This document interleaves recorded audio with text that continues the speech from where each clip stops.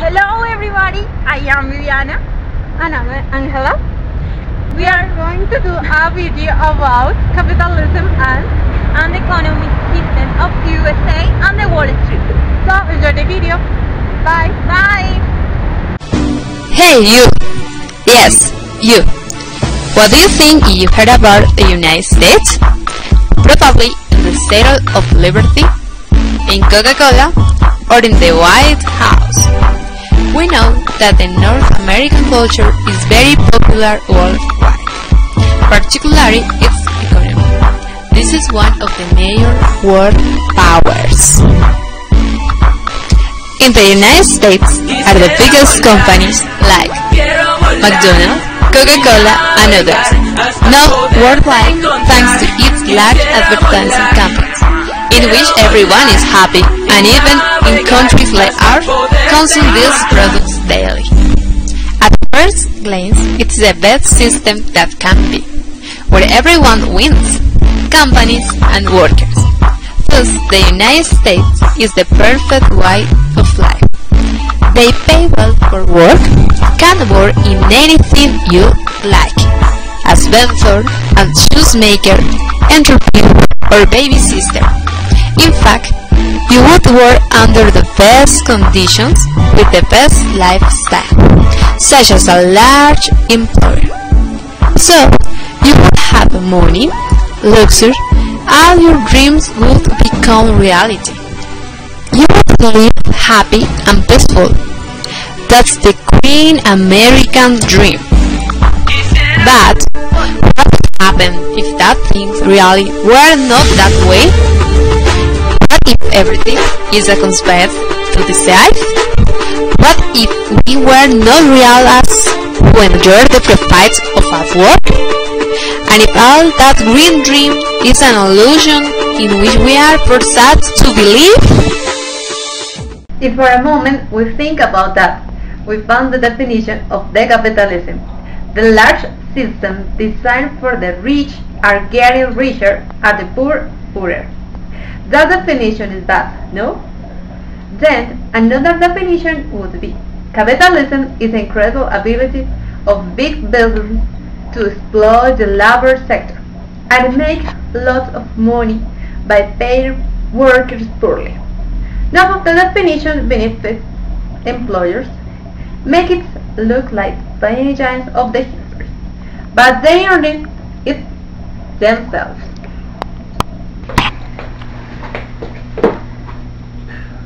So, the big problem is a true liquidity. These large companies seem to have an unstable leverage and have managed the system to achieve a larger goals, and both help with legitimize and protect by our governments. First of all, it should be noted that this is true impact that the domain of corporation has on the everyday life of Americans, and therefore also on the rest of the world.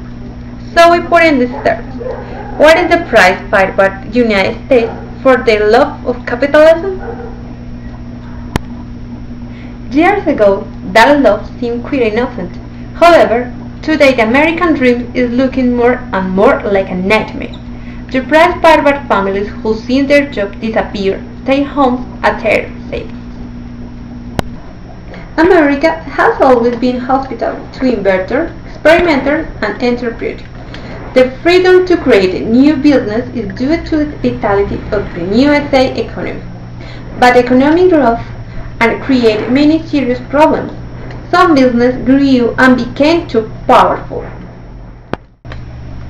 On the other hand, the middle class continued to grow. Lawyers, engineers, and teachers just were ambitious and educated.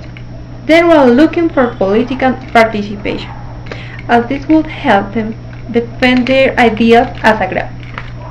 Entering the issue of women, they entered to the working society, serving as librarians, teachers, among other professions.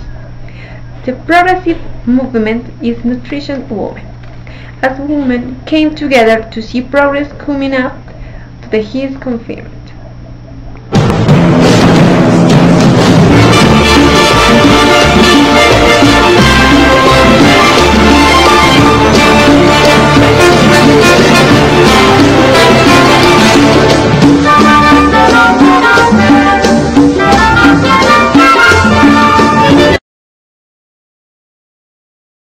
Capitalism in Colombia.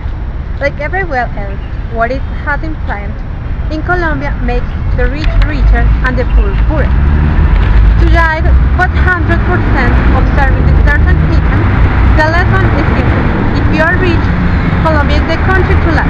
But if you are poor, you have to pray for a miracle. The 12 billion pesos that generate the economy this year will be in the hands of wealth. We can see something like that. This is because the European measures taken to ensure that the country grows more and Norway turned into areas and free research. The statistics of Superintendency of Security and Banking indicate that large companies and banks are increasing sales profits at a rate of 30% this year. Last year, the rise was 22%, while the median wage for 2005 rose at 7%. For 2006, it is expected to increase wage or less. Fabio Sanchez, director to sede of the University of Los Angeles, said that corporate profits are growing faster than wage because they are pro-critical, and now that the economy is growing, accelerates performances, but when recession is slowing.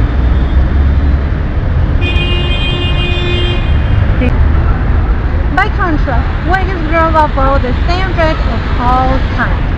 Returns on 100% action complete the year for its late and availed investments in the country. In 205, already almost 100%. In 2005, already almost 100%. Calculations indicate that the store maker today, there are around 100 million shareholders, equivalent to 4% of households. But the council of Mauricio Cabrera said that 500 of them own 74% of the $44,000 million worth of companies left in trade. The research at the University of Los Angeles, Alejandro Gaviria, said it would be very unfair and severe that the fund the growth in Colombia is pro-rich and pro-business economic policy.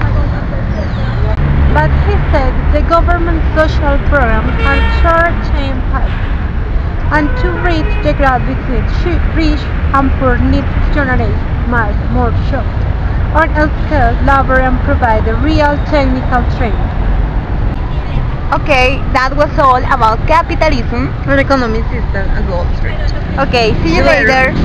Bye. Besides, Madonna Terry said that you can see the frustration that there are some serious things wrong with capitalism in America, but you also see the economy. How do we change that? And other experts, Franklin and Marshall College in Callister, say he says some of the 64% play primary.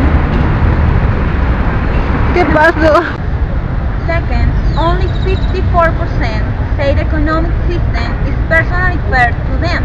44% say it's not.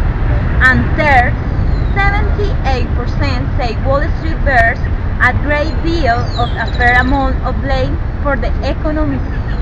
And 87% say the same about Washington.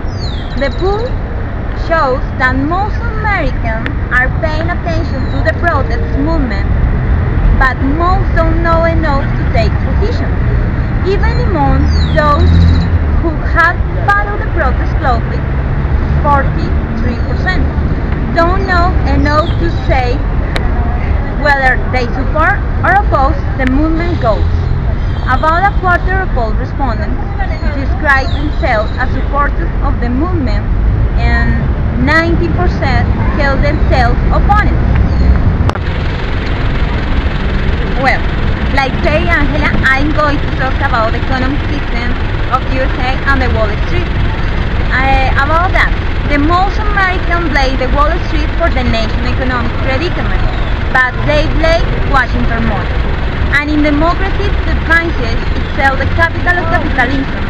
More than 4 in 10 people describe the USA economic system as personally unfair to them. A USA Today Gallup poll taken last weekend as the Occupy Wall Street protest movement completes its first month found that first, when asked want to pay more for the poor economic, 54% of Americans blame the federal government and 54% say big financial institutions. So, okay, that's all about capitalism. Now we are going to see about economic system and Wall Street. Viviana, tell us about that. but Irish don't tell the whole story. The study by the non-partisan Congressional Research Service also found that 600 of those 1 million households pay a lower share of their income in taxes in 2006, the year of the study, than 10.4 million taxpayers who make less than 100,000 a year. Occupy Wall Street was born a month ago when protesters from various backgrounds gathered in a park near the World Trade Center, in New York City, to protest what they call large financial institutions, renounce business practices, and unfair political influence. The phenomenon quickly spread across the nation and continued to grow last weekend as hundreds of thousands of people realized around the world. And in countries like the one in Lower Manhattan continue to pop up. For the most part, the protest action remains loosely organized without specific demands. The protesters say they hope to build a momentum gained from Saturday's demonstration. Almost 2.7% say they are neither. They ask what the wildest 1% of Americans, the one scored by Occupy Wall Street, should pay in taxes as a percentage of their income. More than a quarter of people, that means 28%, have no opinion. Another 21% say the richest should pay 10% or less, and only 18% say they should pay more than 60%. Among those asked about the fairness of the economic system, 49% of people without a college degree call it unfair, while 34% of college graduates do. Also, women are slightly more likely than men to call the system unfair. The political movement has become a political issue, with politicians from both parties weighing in on under pressure to do so. President Obama referred to a protest on Sunday, dedication on a monument for Martin Luther King Jr., saying the civil rights leader will want as a challenge the excesses of Wall Street, trying to demonize those who were there.